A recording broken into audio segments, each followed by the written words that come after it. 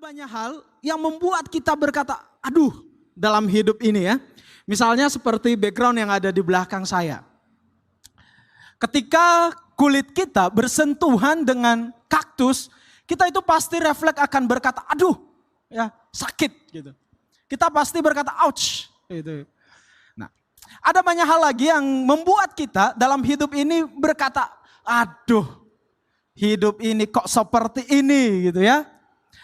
Misalnya ketika kaki kita kesenggol sama meja, apalagi tulang kering kita ini ya, pasti sakitnya luar biasa dan bukan hanya aduh gitu. Mungkin malah keluar kata-kata yang tidak enak saking sakitnya Bapak Ibu. Mungkin juga misalnya teman-teman yang masih muda nih ya, saat di ghosting sama crushnya. Nah ghosting itu Bapak Ibu adalah di PHP-in ya. Jadi udah ditemenin chatting, siang malam di chatting tiba-tiba hilang gitu. Nah itu di ghosting dia. Nah aduh lagi itu. Udah berharap bisa jadi yang terakhir tapi ternyata hilang begitu aja tanpa jejak dan aduh terjadi lagi hal yang sama gitu ya. Nah Bapak Ibu banyak hal lagi yang bisa membuat kita berkata aduh dengan hidup ini. Hal-hal yang tidak mengenakan yang terjadi dalam kehidupan kita. Gagal ujian, gagal interview kerja sehingga tidak mendapatkan pekerjaan yang diinginkan. Saya punya seorang teman yang lebih dari 5 kali nggak lolos-lolos seleksi di BUMN. Dan dia berkata ini adalah suatu hal yang menyakitkan bagi dia. Dia merasa dia sudah pintar tapi ternyata sudah dicoba sampai 5 kali lebih tetapi tidak didapatkan juga. Dan dia berkata ini apakah ini adalah satu kesialan atau apa nih gitu. Nah Bapak Ibu, masih banyak hal, contoh yang kita akhirnya membuat kita bisa berkata aduh nih dengan hidup ini. Nah ada seorang student yang hendak mengikuti ujian, kemudian dia datang nih ke gereja, ke hamba Tuhannya untuk minta didoakan. Dengan tujuan supaya dia itu bisa lolos nih dengan ujiannya. Kemudian dia datang dan hamba Tuhannya itu mau mendoakan dia. Dengan tujuan supaya anak ini bisa semangat mengikuti ujian, bisa pede nih nanti dengan ketika dia mengikuti ujiannya. Nah kemudian didoakan, anak ini begitu senang sekali dan kemudian dia pulang. Nah mungkin karena dia sudah merasa didoakan sama hamba Tuhan, kemudian dia pergi nongkrong, pergi main dengan teman-temannya. Nah setelah peristiwa didoakan ini, kemudian anak ini tidak pernah terlihat lagi di lingkungan gereja Bapak Ibu. Nah ternyata usut punya usut, anak ini nggak lolos ujian ini. Dan kemudian dia menyebarkan berita bahwa hamba Tuhan di gerejanya doanya nggak mujarab. Buktinya dia nggak lolos ujian tuh. Jadi dia bilang sama orang-orang nggak usah minta doa sama hamba Tuhan ini. Karena doanya itu nggak dijawab, nggak mujarab doanya. Padahal dia sendiri ada yang kesalahan yang dia lakukan. Yaitu dia hanya mengandalkan doa tadi dan kemudian dia pergi main, nongkrong dan tidak mempersiapkan diri mengikuti ujian. Nah sering sekali dalam hidup ini ketika aduh momen ya, ketika tragedi atau hal yang kita anggap sebagai kesialan terjadi dalam hidup kita. Kita gampang sekali mencari pembenaran untuk diri kita dan menyalahkan pihak lain. Entah itu menyalahkan Tuhan, menyalahkan orang lain, atau seperti anak ini, menyalahkan orang lain. Menyalahkan orang lain ketika kita menghadapi masalah adalah hal yang enak sebenarnya. Ya, karena bisa membuat kita lega mungkin. Tetapi sering sekali itu tidak menyelesaikan masalah Bapak Ibu. Hanya menambah masalah justru. Gitu. Nah sebenarnya dalam hidup ini, kalau kita melihat segala sesuatu yang terjadi di dunia ini Bapak Ibu, sebenarnya penyebabnya itu banyak. Dan bisa saja satu kasus bisa disebabkan oleh alasan-alasan yang berbeda-beda.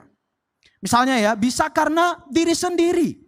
Contohnya tadi, student ini, mahasiswa ini, yang ternyata dia hanya mengandalkan doa tadi, dan kemudian dia pergi main setelah itu.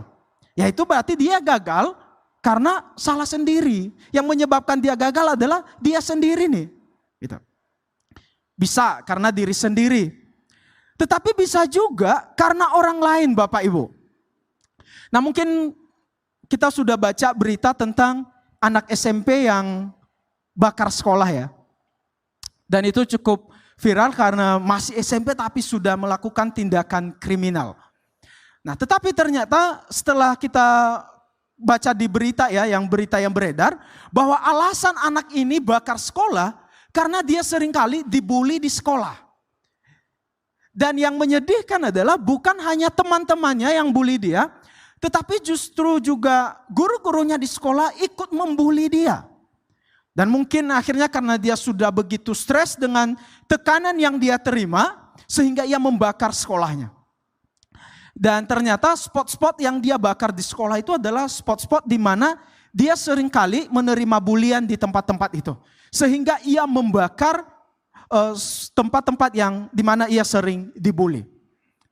Apa yang dilakukan oleh anak SMP ini adalah salah, itu adalah tindakan kriminal.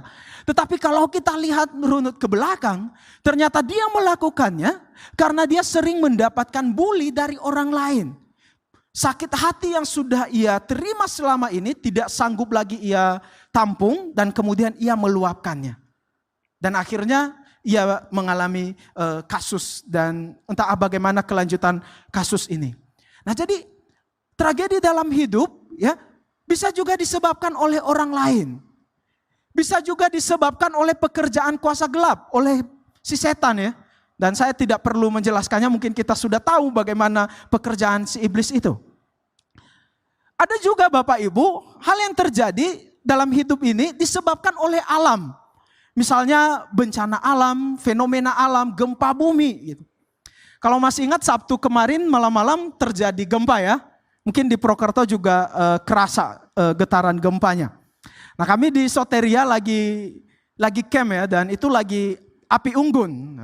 Dan saya mau menunjukkan dulu nih klip.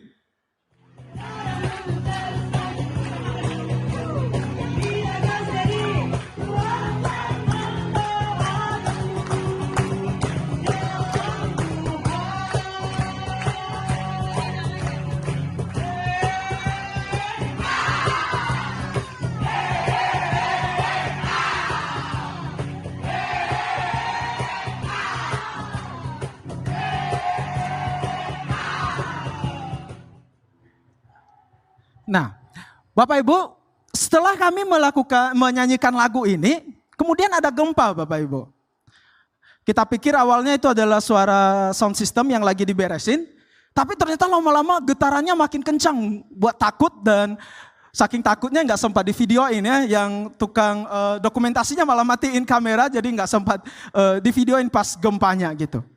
Nah, kemudian setelah gempa itu, ada beberapa yang nyeletuk sambil bercanda lah. Nah, kemudian ada yang bilang, wah malam ini alam juga ikut bersuka cita ya dengan kita. Makanya dia ikut bergoyang nih. Gara-gara kita bergoyang, bernyanyi, ngelilingin api unggun, alam semesta mendukung nih, ikut bersuka cita dengan kita nih. Nah, tapi ada juga yang nyeletuk sambil bercanda bilang begini, wah kayaknya kegiatan kita ini nggak didukung nih sama alam nih. Kayaknya alam nih marah nih gara-gara kita injak-injak dia nih, dia marah nih. Akhirnya dia bergetar, bergoyang gitu. Bapak Ibu, kita terkadang bisa memberikan respon yang seperti itu ya. Ketika kita merasakan sesuatu dan kita bisa melihat sisi positifnya atau sisi negatifnya gitu. Tetapi bisa saja bukan itu yang menjadi penyebabnya ya. Misalnya tadi gempa bumi ini. Bisa saja itu adalah fenomena alam yang biasa terjadi.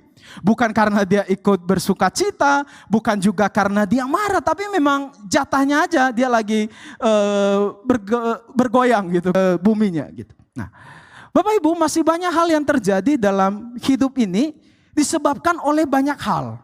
Jadi jangan buru-buru tuh nyalahin si setan terus. Pas ditanya ini kenapa ini, gara-gara si iblis ini. Nah, jadi jangan buru-buru tuh nyalahin si iblis terus ya, karena dia memang udah salah dari sononya, jadi kasihan kalau salah-salahin terus, dijadikan sebagai kambing hitam gitu ya. Nah, Bapak Ibu Saudara, itu yang pertama yang perlu kita pikirkan ya, bahwa ternyata ketika terjadi hal yang tidak mengenakan dalam hidup ini, ya banyak hal ternyata yang menyebabkannya. Nah, tetapi yang kedua adalah ketika kita mengalami momen-momen aduh dalam hidup ini, Biasanya kita itu cenderung mencari obat. Ya, kita cenderung pengen lekas-lekas sembuh, pengen lekas-lekas move on dari masalah ini. Dan sebenarnya itu adalah hal yang baik ya. Tidak ada orang yang suka dengan hal-hal yang tidak baik dalam hidupnya. Namun ada seorang dokter ya, seorang ilmuwan lebih tepatnya. Dan saya rasa dia adalah ilmuwan yang aneh. Jadi dia itu suka sekali dengan rasa sakit, saudara. Dia terobsesi dengan rasa sakit. Sehingga ia berkata bahwa ouch moment dalam hidup ini, rasa sakit dalam hidup ini adalah satu karunia. Nah memang orang ini agak rada-rada ya, kok bisa? Rasa sakit dalam hidup ini adalah satu karunia. Nah Dr. Paul Brand ini adalah seorang yang memang melibatkan diri, terjun ke dunia medis. Dan dia banyak menghabiskan waktunya untuk menolong orang-orang yang sakit, khususnya sakit kusta. Sehingga ia tinggal di tengah-tengah mereka, merawat mereka. Dan kemudian di dalam tesisnya dia menuliskan bahwa ternyata pasien sakit kusta menderita karena satu alasan. Yaitu jaringan rasa sakit mereka sudah rusak. Sehingga mereka tidak bisa berkata, aduh ketika nyentuh panci panas. Mereka yang tidak sensitif terhadap rasa sakit, maka mereka itu tanpa ragu-ragu mengulurkan tangan mereka ke air panas. Tanpa ragu-ragu mereka mengulurkan tangan mereka ke bara api. Karena mereka tidak merasa rasa sakitnya. Dia pernah merawat seorang pasien yang kakinya itu luka parah. Gara-gara dia berjalan kaki tidak pakai alas kaki. Dan kemudian dia menginjak sembarangan batu beling dan lain sebagainya. Kakinya udah rusak parah, tapi dia tidak merasa apa-apa. Dia tidak merasakan sakit sehingga dia tidak menjaga dirinya, tidak menjaga kakinya dari segala luka-luka. Nah jadi matinya saraf rasa sakit bagi pasien kusta, akhirnya tidak memberikan sinyal bahaya nih kepada mereka, sehingga mereka tidak bisa menjaga atau melindungi diri mereka. Nah kemudian Paul Brand ini mengatakan bahwa ketika dalam hidup ini kita masih bisa merasakan aduhnya hidup ini, ya, dia berkata bersyukurlah. Gitu. Karena ternyata itu tandanya kita masih normal. Ya saya masih ingat waktu zaman-zamannya COVID ya, kita kehilangan rasa di lidah, penciuman hilang gitu. Dan itu tandanya ternyata kita sakit. Nah, menurut dokter ini, ketika kita masih bisa merasakan aduhnya hidup ini, berarti itu tandanya kita masih normal. Berarti kita bisa merasakan adanya tanda bahaya, sehingga kita bisa menjaga dan melindungi diri kita dari bahaya. Itu yang pertama. Tetapi yang berikutnya adalah, meskipun ini adalah satu sinyal bahaya, tetapi apa yang harus kita lakukan ketika hal-hal yang tragis terjadi dalam hidup kita sebagai orang Kristen, sebagai orang percaya, sebagai pengikut Tuhan. Apa yang harus kita lakukan ketika momen ouch dalam hidup ini kita alami? Nah kita belajar dari seorang nabi yang juga merasakan momen-momen aduh dalam hidupnya. Nah itu Nabi Elia. Nah ada dicatat di dalam 1 Raja-Raja 19.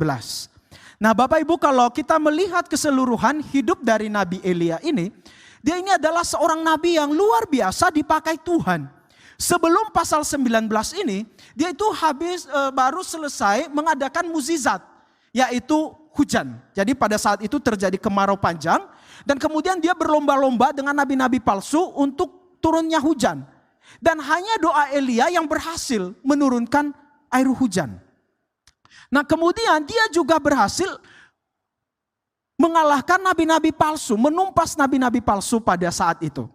Tetapi Bapak Ibu, setelah kejadian yang luar biasa itu, kemudian peristiwa yang luar biasa menyakitkan bagi Elia terjadi nih. Ya. Ternyata dia mendapatkan ancaman dari seorang ratu yang bernama Isabel ya. Nah, jadi ratu ini mengancam nyawa Elia. Karena ratu ini sudah merasa kalah dan kemudian dia pengen balas dendam kepada Elia. Dia pengen membunuh Elia. Kira-kira apa yang terjadi dengan nabi yang dipakai Tuhan luar biasa ini? Kita lihat di ayat yang ketiga Bapak Ibu. Elia melarikan diri. Maka takutlah ia, lalu bangkit dan pergi menyelamatkan nyawanya. Dan dia justru bersembunyi, Bapak Ibu. Tadinya begitu gahar di depan para nabi-nabi palsu ya. Tetapi gara-gara ancaman seorang perempuan yang bernama Isabel, dia melarikan diri, dia takut. Nah, ini adalah gambaran dari diri kita, saudara. Karena hal yang paling gampang untuk menghadapi masalah adalah lari dari masalah. Kenapa? Karena kita takut memikul tanggung jawab. Kita tidak berani menerima resiko yang akan terjadi. Jadi lebih baik saya pergi saja. Lebih baik saya resign saja. Banyak orang yang menghindari masalah, lari ke hal-hal yang tidak benar. Ngedrugs lah, pergaulan bebas, bahkan mengakhiri hidupnya. Gara-gara apa? Gara-gara menghindari masalah.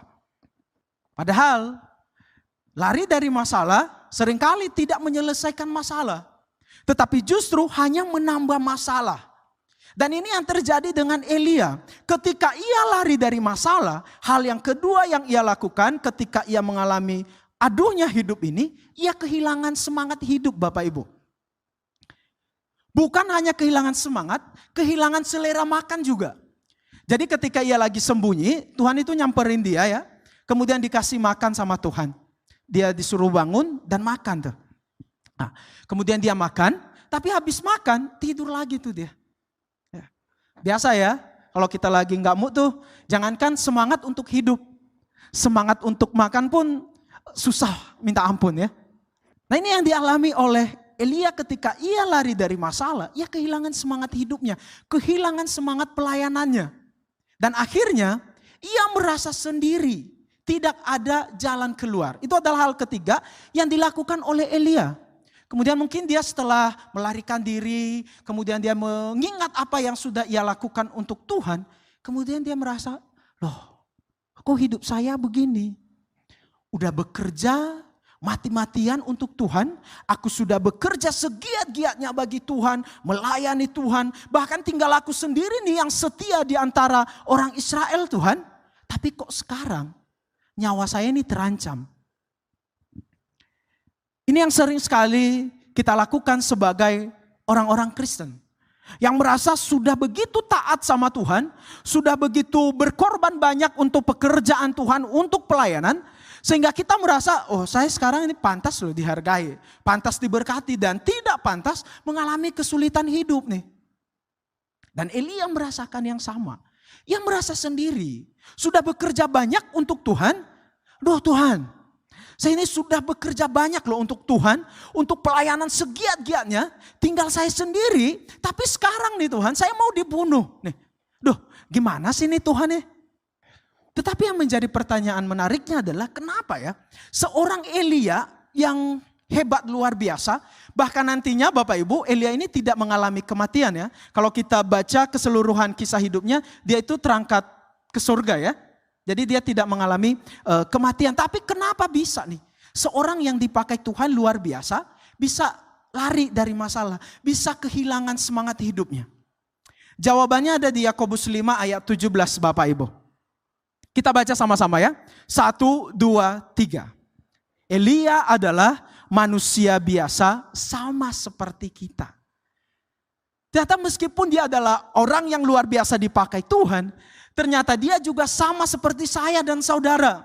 Yang bisa merasa capek dengan hidup ini. Yang bisa merasa kecewa dengan hidup ini. Dengan pelayanan, dengan pekerjaan. Yang bisa merasa putus asa. Yang bisa merasa frustasi dengan masalah yang dihadapi. Jadi Elia ini terkenal sebagai salah satu tokoh Alkitab yang frustasi ya dalam hidupnya. Tetapi dia adalah sebagai manusia biasa ya, dia mengalami hal yang sama juga kita alami dalam hidup ini. Kita sering sekali ya ketika mengalami hal-hal yang tidak mengenakan dalam hidup ini, kita sering sekali dengan gampangnya menyimpulkan apa yang terjadi. Padahal kesimpulan yang salah bisa berujung pada masalah. Dan ini yang dialami oleh Elia. Ia menyimpulkan sendiri nih bahwa dia sudah giat untuk Tuhan, sekarang dia tinggal sendiri, tidak ada harapan nih sepertinya Tuhan. Sehingga ia minta mati sama Tuhan tuh. Sepertinya kok Tuhan tidak adil dalam hidupnya. Nah, kita sering sekali juga menarik kesimpulan-kesimpulan menurut versi kita. Ketika kita gagal, ketika kita tidak mendapatkan apa yang kita inginkan, masalah bertubi-tubi datang, kemudian kita menarik satu kesimpulan bahwa ternyata ini adalah akhir dari hidup saya. Sepertinya kayaknya Tuhan sudah tidak peduli lagi nih dengan hidup ini.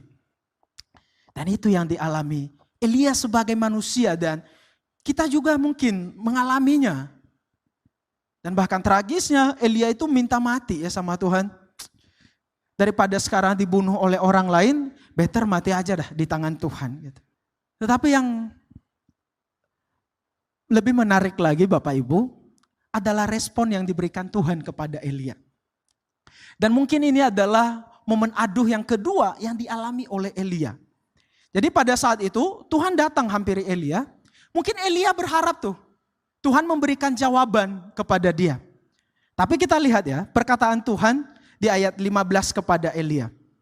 Firman Tuhan berkata kepada Elia, "Pergilah, kembalilah ke jalanmu melalui padang gurun ke Damsyik, dan setelah engkau sampai di sana, urapilah Hazael menjadi raja, urapi Yehu menjadi raja atas Israel, dan urapi Elisa menjadi nabi penggantimu." Jadi bayangin saudara, lagi galau parah nih, lagi bingung, lagi marah. Berharap Tuhan ngasih jawaban, kalau pilihan ganda berarti berharap Tuhan kasih jawabannya C gitu ya, yang benar. Berharap Tuhan bukakan jalan keluar. Tapi Tuhan bilang begini, "Yaudah kamu balik ke sana, pulang dan jalankan tugasmu seperti biasa sebagai nabi. Urapi ini menjadi raja, urapi ini menjadi nabi penggantimu." Bukankah sakitnya itu luar biasa di sini? Tadinya berharap Tuhan memberikan jalan keluar, tetapi kok sepertinya jawaban yang didapat tidak sesuai dengan apa yang diinginkan. Mungkin terkadang kita juga mengalami hal yang seperti itu. Berharap Tuhan itu ngasih jawaban yang pas, tepat, bisa menyelesaikan masalah ini. Tetapi terkadang apa jawaban dari Tuhan mungkin berbeda dengan apa yang kita inginkan. Seperti yang dialami oleh Elia ini. Nah Bapak Ibu, dari kisah ini ada beberapa kebenaran yang boleh kita renungkan bersama-sama. Bahwa ternyata yang pertama, saat kita mengalami momen ouch dalam hidup ini, Tuhan itu tidak menginginkan kita melarikan diri Bapak Ibu. Karena ternyata kalau kita semakin melarikan diri, justru Tuhan semakin ngejar. Elia lari, tapi dikejar sama Tuhan. Terus Tuhan tanya, "Elia, kamu lagi ngapain di sini?" Musa, dia lari tuh dari Mesir menghindari masalah. Kemudian pergi ke tempat pamannya. Tuhan kejar ke sana. Tuhan suruh balik melakukan pekerjaannya. Semakin lari, semakin dikejar oleh Tuhan. Nah, kemudian yang kedua, bahwa momen aduh dalam hidup ini juga mengingatkan kita betapa rapuhnya hidup ini. Sehebat apapun pelayanan yang dilakukan oleh Elia, bisa melakukan mukjizat, bisa menyingkirkan nabi-nabi palsu, tetapi dia juga tidak rentan terhadap kerapuhan hidup. Dia tidak kebal dengan keputusasaan, dia tidak kebal dengan kebingungan atas cara kerjanya Tuhan. Sehebat apapun keberadaan kita, sehebat apapun kesehatan yang kita miliki saat ini, itu tidak memungkiri bahwa kita sebenarnya juga adalah manusia yang rapuh. Di mana bagian dari firman Tuhan yang lain mengatakan seperti rumput yang hari ini kelihatan ada ya nanti juga bisa hilang gitu. Mengingatkan kita semua bahwa betapa rapuhnya hidup ini. Dan yang ketiga, bahwa saat kita mengalami aduhnya hidup ini, Tuhan juga ingin kita terus mengerjakan hal-hal baik yang bisa kita kerjakan. Tragedi dalam hidup bukan berarti membuat kita berhenti dari apa yang biasa kita kerjakan dalam hidup ini. Tetapi justru Tuhan ingin kita terus mengerjakan apa yang biasa kita kerjakan. Ikut Tuhan terkadang bisa seperti ini ya Bapak Ibu. Bercucuran air mata. Yang terkadang kita begitu enggan lagi untuk melakukan apa yang biasa kita lakukan. Enggan lagi untuk pelayanan, enggan lagi untuk berbuat baik. Udah pengen nyerah aja lah, capek jadi orang baik. Tetapi di satu sisi hati kita juga sebenarnya ya, pengen banget nyenengin hati Tuhan. Dan Elia mengalami hal yang sama. Di dalam kegamangan hatinya atas kebingungannya atas pekerjaan Tuhan yang sulit ia pahami. Ternyata ia tetap berjalan pulang Bapak Ibu. Ia kembali ke jalan yang ia lalui dan melakukan pekerjaannya sebagai nabi. Mungkin dalam perjalanan hatinya itu sedih gitu ya. Aduh, tadi awalnya pingin melarikan diri, pingin dihibur oleh Tuhan, pingin dipuji Tuhan mungkin ya. Karena dia berkata kan aku udah bekerja segiat-giatnya nih untuk Tuhan. Harapannya apa nih kalau orang berkata seperti itu? Harapannya dia mendapatkan respon pujian yang sebaliknya ya. Oh kamu hebat, luar biasa Elia gitu. Tapi Tuhan gak bilang gitu sama Elia. Itu sedih banget ya. Tapi Tuhan bilang, Elia, yaudah kamu pergi balik ya. Kamu kerjain pekerjaanmu seperti biasa, ya udah. Tetapi yang menarik adalah Elia itu manut sama Tuhan. Dia nurut sama perkataannya Tuhan. Yang mungkin juga dalam hati itu dongkol, marah, sedih. Tapi ya dia pergi. Dia tetap percaya pada Tuhan. Meskipun nantinya dia balik bisa aja risikonya itu dia akan mati di tangan Isabel gitu. Tapi Elia nurut tuh sama Tuhan. Dan yang terjadi juga adalah Elia itu diangkat ke surga ya. Dia tidak mengalami kematian. Bapak Ibu, kehidupan kita sebagai pengikut Kristus juga seperti ini. Terkadang berada dalam keraguan, kebingungan seperti Elia. Tetapi ya mari kita terus maju bersama dengan Tuhan. Yang meskipun itu mencucurkan air mata, meneteskan air mata. Gitu. Ada doa yang mati-matian nih sudah kita doakan.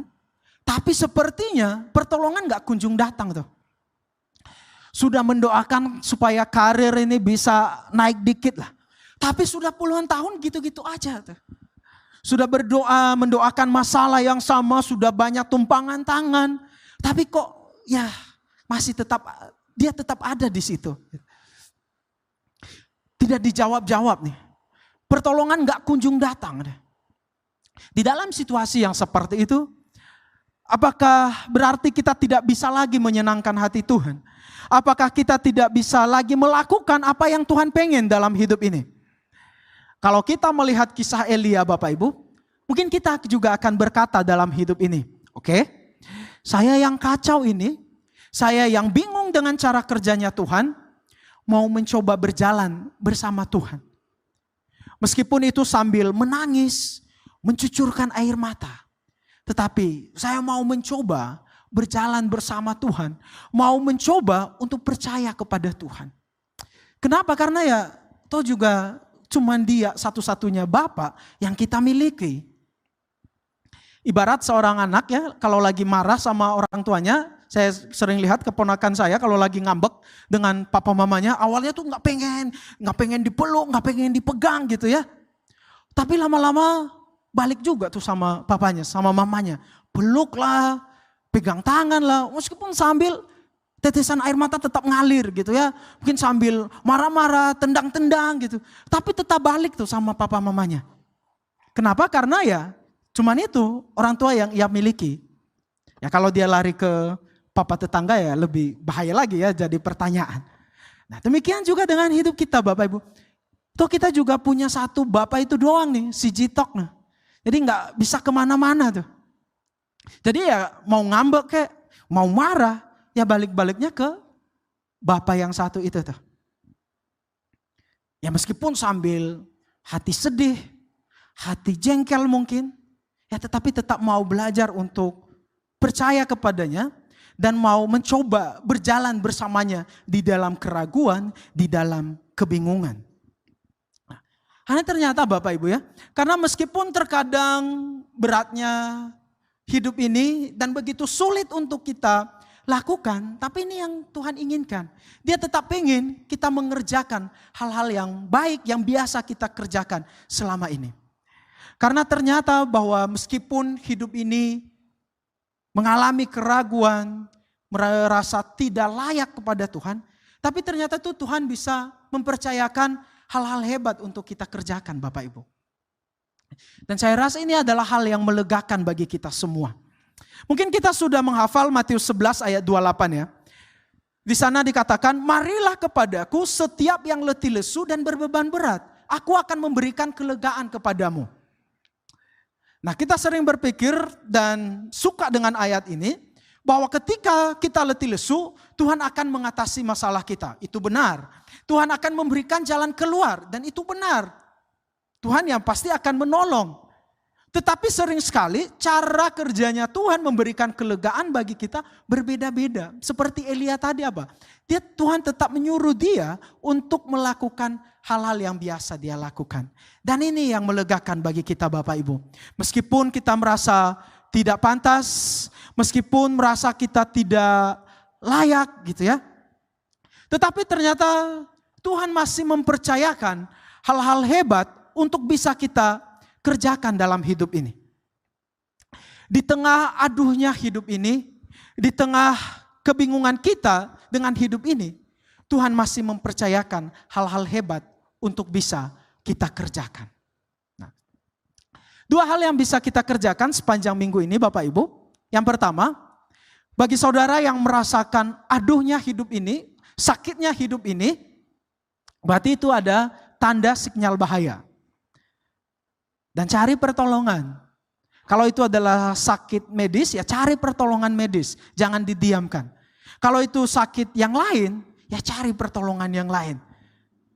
Yaitu cari Tuhan. Dan yang kedua, bagi kita yang sudah merasa sudah oke dengan hidup ini, mari kita hadir kepada orang lain yang sedang merasa aduhnya hidup ini untuk menemani dan menguatkan mereka.